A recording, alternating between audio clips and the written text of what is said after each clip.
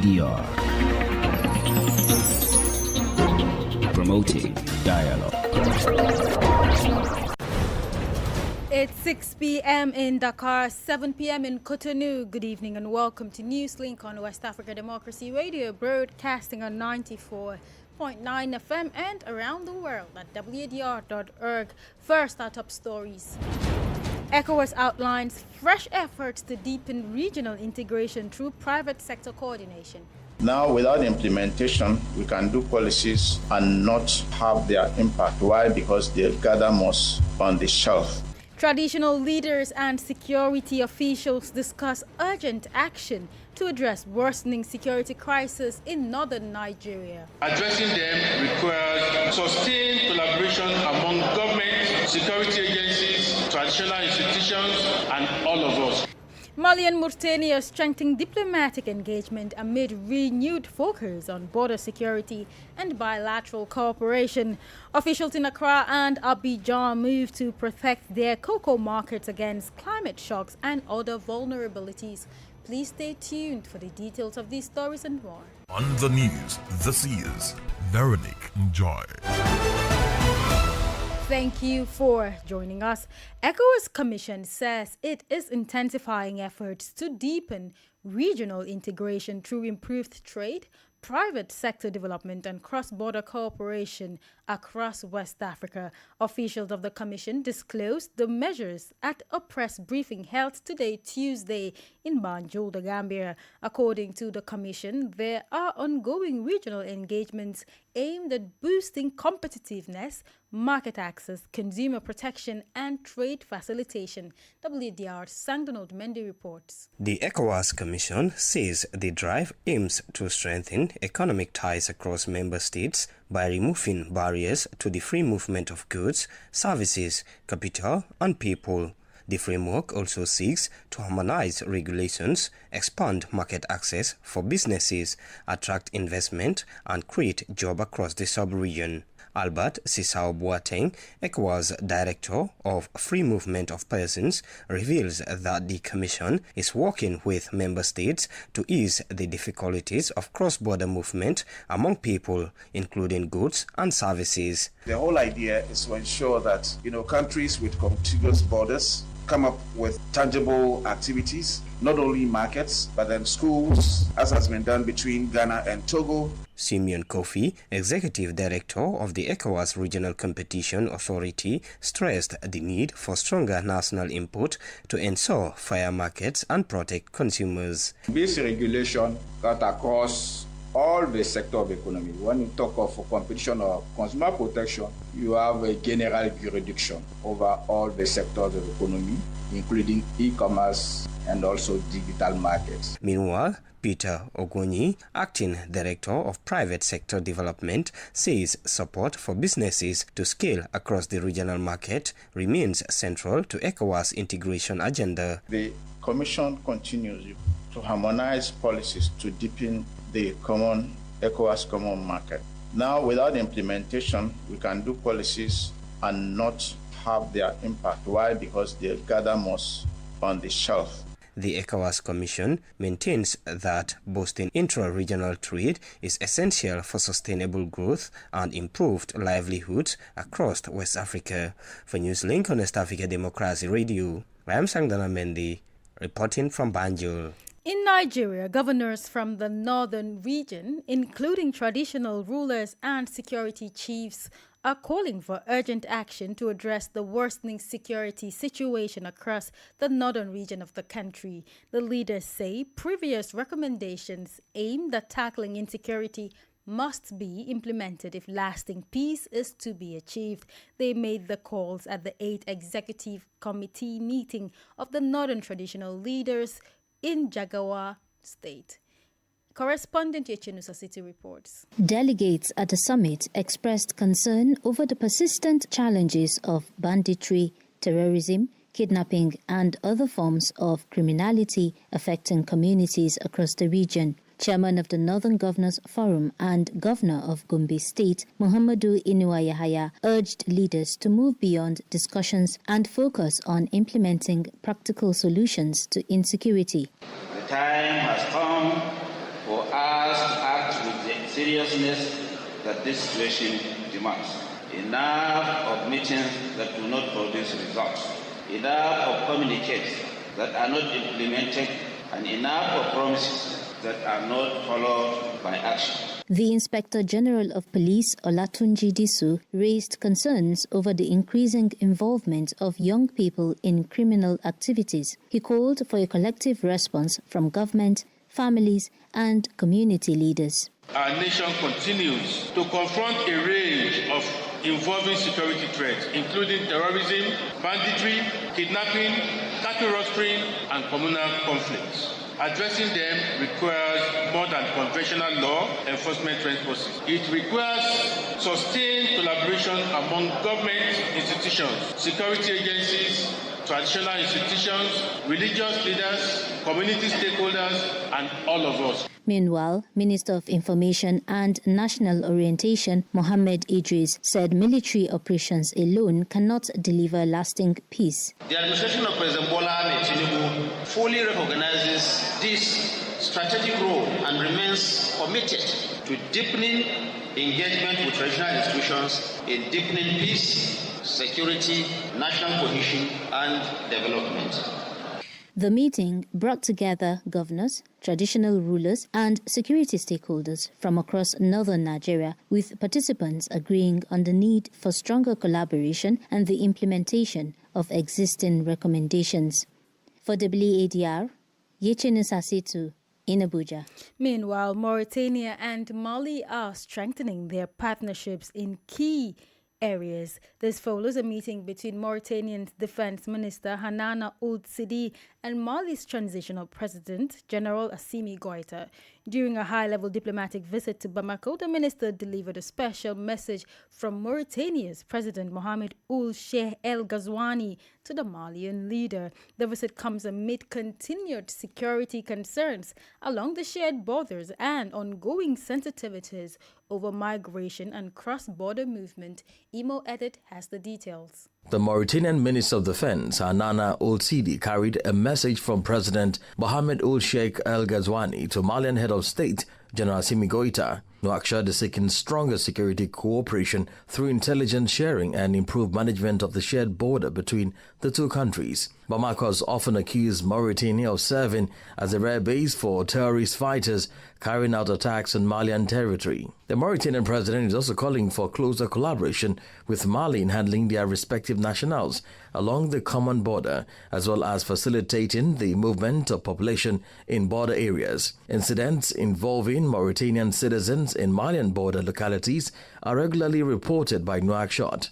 Some of these citizens are sometimes targeted during Malian counter-terrorism operations. In his written message to the Malian head of state, President Mohamed Ould Ghazouani also addressed the situation of many Malian refugees in Mauritania. They have fled violent extremist attacks in their home country. The visit of the Mauritanian Defense Minister to Bamako comes amid ongoing tensions between the two countries in recent years. Hanana Ould Sidi, the Mauritanian Defense Minister, speaks.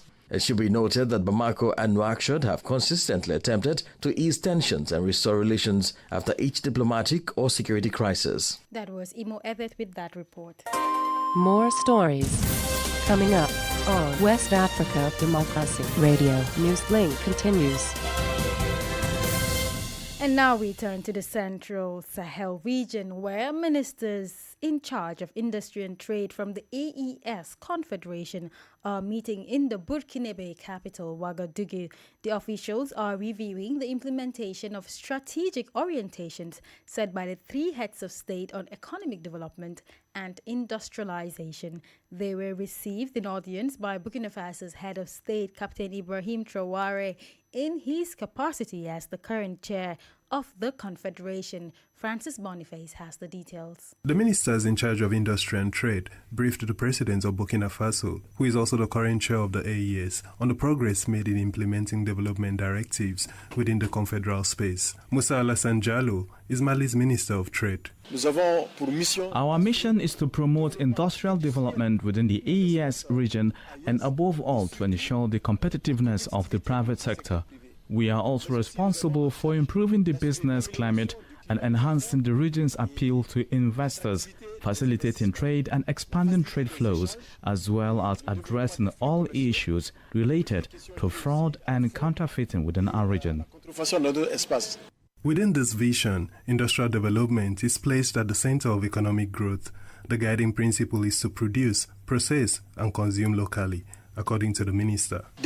So that we can provide structural solutions to all the challenges facing the AES regarding the free movement of people, domestic investment, and the transformation and development of small and medium-sized industries to boost local production.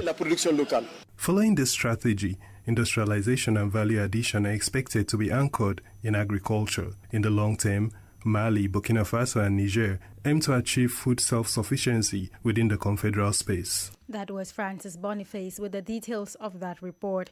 At the same time, Burkina Faso says it is currently hosting more than 45,000 refugees as the world prepares to mark World Refugee Day on June 20th. The disclosure underscores what authorities describe as the country's long-standing tradition of solidarity and hospitality. It was made by the National Commission for Refugees, CONAREF, during a joint briefing with the United Nations Refugee Agency, UNHCR, in Ouagadougou ahead of this year's commemoration. Augustine Coley has the details. According to CONAREF, Burkina Faso is currently hosting more than 45,000 refugees, despite ongoing security and humanitarian challenges affecting the country and the wider Sahel region. Officials say the situation reflects both the pressures of displacement in the region and Burkina Faso's continued commitment to providing refuge and support to affected populations. The figures come at a time when global attention is being drawn to the plight of refugees and the need for stronger international solidarity. This year's World Refugee Day commemorations will take place from June 18 to the 20th in Wahiguya, under the theme focusing on social cohesion and strengthening relations between refugees and host communities. Authorities say beyond humanitarian assistance, emphasis will also be placed on the economic empowerment of refugees, with the private sector expected to play a greater role in supporting their professional integration. That was Augustine Coley with that report. The world's two largest cocoa-producing countries, Ghana and Côte d'Ivoire, are renewing calls for closer cooperation in the cocoa sector.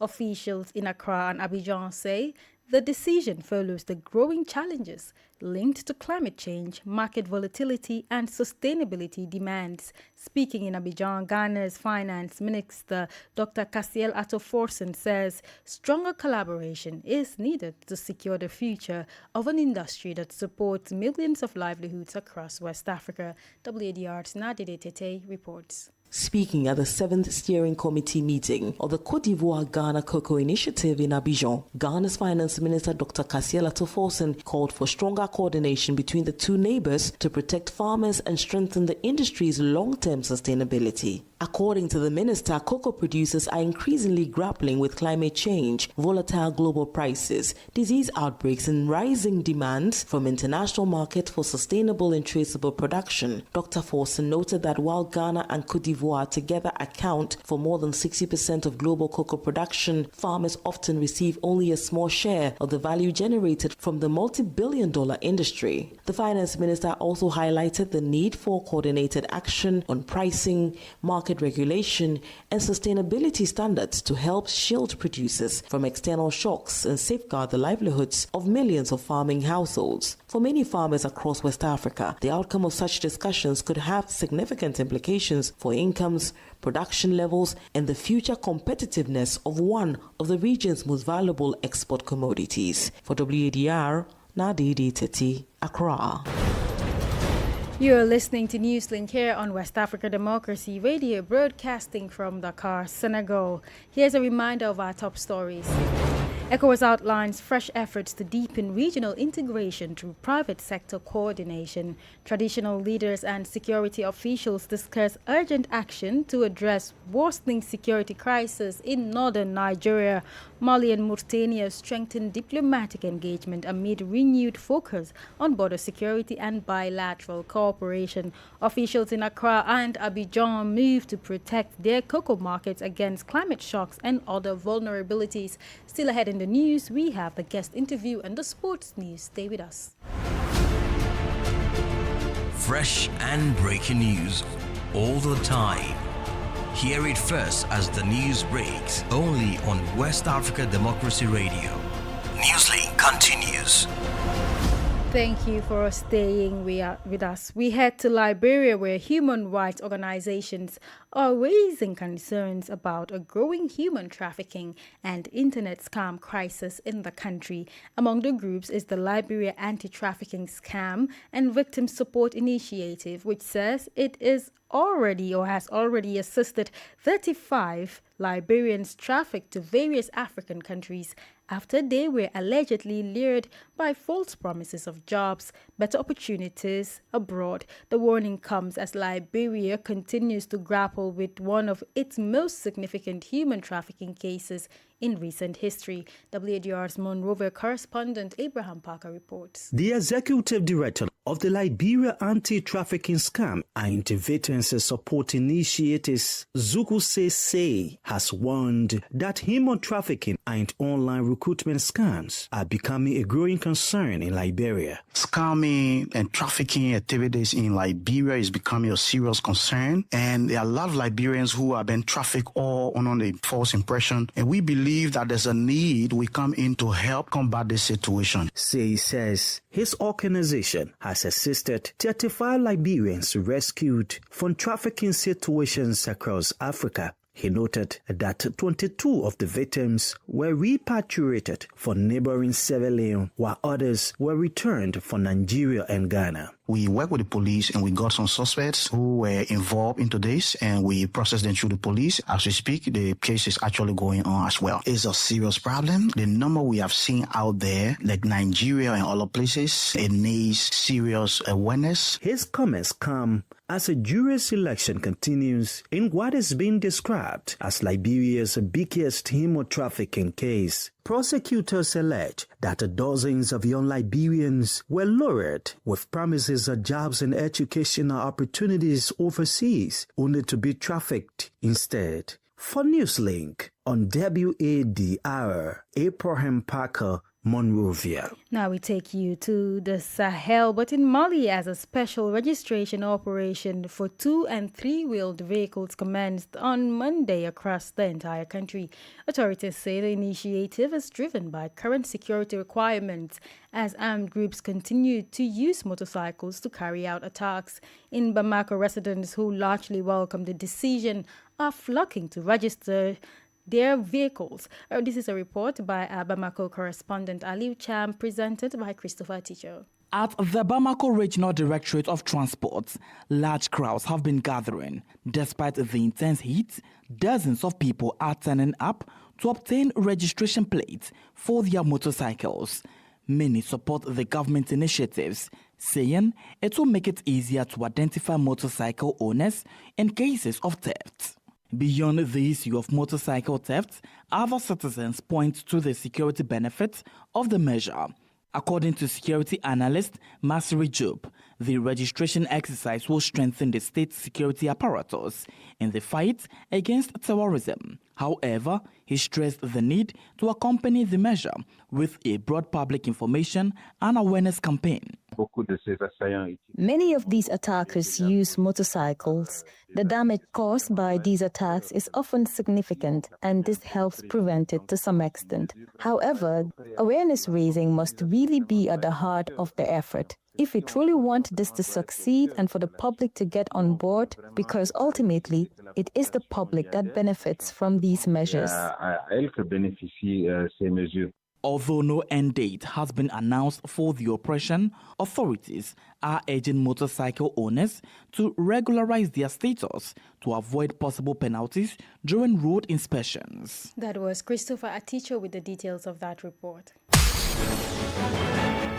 Politics, analyses on major news, social matters, and all. This is A Guest. For our guest this evening, 72 migrants have been rescued after a boat caught fire during an attempted journey to Europe off Bunyadu Bolong in the Gambia's North Bank region on Monday. Dozens suffered burn injuries, highlighting once again the dangers of irregular migration. Yet despite these risks, many Gambians continue to make the journey. But beyond poverty, what factors are driving people to leave? To help us understand the root causes of irregular migration, we are joined by migration expert Mustafa Sonko. Beyond poverty and economic reason, one of the factors that play a role is the social network theory. That is the influence of people who are outside. You move with people who leave this country irregularly. They see the story buildings that are being constructed by the people who took the same route. So that is part of the reasons why these young people are leaving this country. Issues of wage differentials. We have seen people who even abscond in Europe, government officials who abscond in Europe, not necessarily because they are poor, but because of the perception they have that this country is actually hard, even though you have other people who are making it in this country. So many a time is about the expectation that the people have there, and then for the fact that the irregular migration or migration in the Gambia is seen as a right to passage, even though the person is economically stable, but they believe that Europe is that land that will be able to provide them to meet their aspirations and their needs. You touched on something that I find very interesting, and that is the social media aspect of it. How much of an impact would you say social media and misinformation also has in promoting irregular migration in the Gambian context? In terms of social media, it plays a very huge role.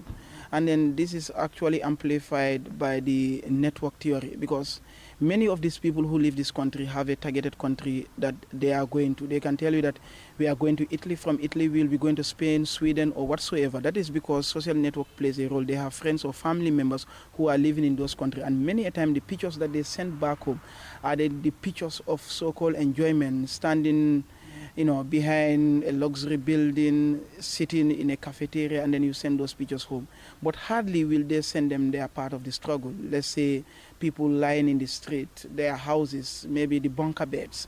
When I traveled to Stuttgart, I visited one of the asylum camps, and it is disheartening. Those pictures will never come out, where you have people parked in a concentrated camp. Those places will not actually come out, where people go for dishwashing. Hardly will you see anyone who take a photo of himself dishwashing, not to diminish the work of dishwashers, but they don't show you that. Making it to Europe is one thing, but going through the asylum system, most of them don't even know that asylum regime, that laws have actually changed. But the moment they send in their photos, the entire family goes in wild jubilation. We've spoken about the challenges, the root causes. From what you've learned, what is or are the long-term solutions to this phenomenon, that is irregular migration? Yeah, one thing I also must make clear, stopping irregular migration is something that is, I think, practically impossible. The Spain-Gambia bilateral agreement, that is part of the solutions probably. But what the government can do is to make sure that they make employment very lucrative in this country. One of the reasons that is oversighted is the issue of wage differential. Let's take a classical example for the parliament. After 2017, every young Gambian wants to be a parliamentarian because there is respect there. There is money. They are paid huge salary. They are given clothing allowance. They are given robbing allowance, even though I don't know the definition of robbing allowance. When you make salary standard, the cost of living, at least people will take up jobs. But even whereas you employed a lot of young people, people have jobs. But if those jobs are unable to provide the 3 square meals, it is going to be very difficult for those people. And also issues of patriotism and then nationalism, where people need to love their country. You go to other countries, they have the love for their country, and they believe that they have to fix their country. That was migration expert Mustafa Sonko speaking there. All right, talking sports, Augustine Coley is with me in the studio as we discuss the ongoing 2026 FIFA World Cup across the U.S., Canada, and Mexico. That's right. Good evening to you, Vero. And yes, indeed, the front seat and excitement, but especially the expectations are high in Senegal as the Teranga Lions, Africa's champions, debuted in this year's tournament for a win against France. This is the colony against the colonizers. And for men in sports nuts, this is more than a game.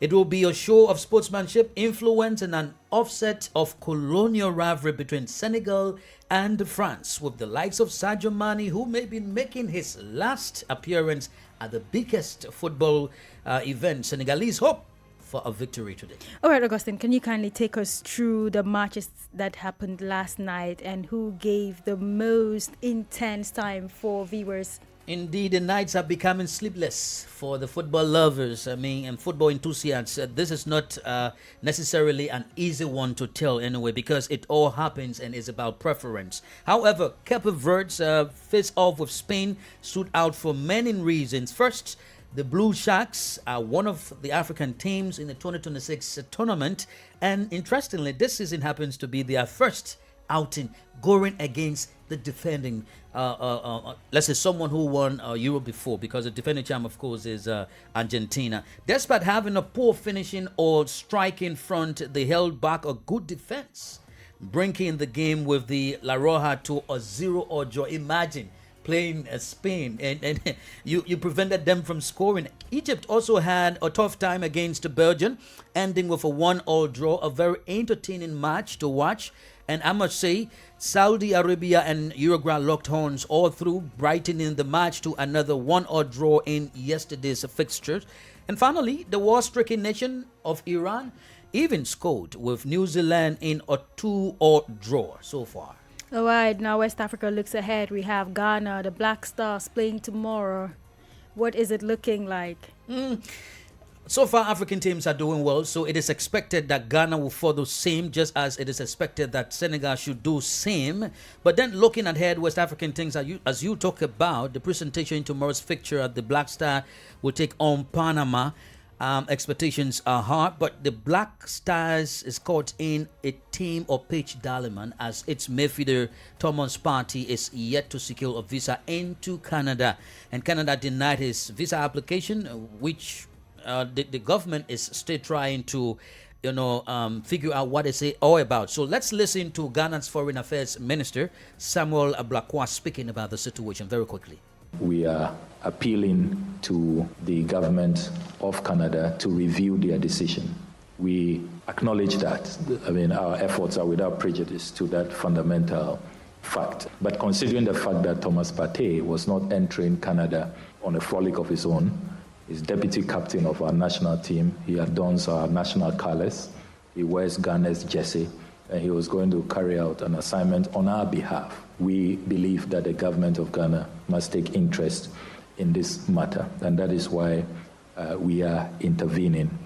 And that's Ghana's Foreign Affairs Minister Samuel Ablakwa so far. So, Vero, the clock is ticking. Some 36, 37 minutes from now, we will be looking at what comes out of France versus Senegal. I don't know. I want to ask you which team or country do you support, but maybe you want to be objective, like as you do in the news. But this is sports. Which team are you going for? I'll go for Senegal. Wow. All right. That's right.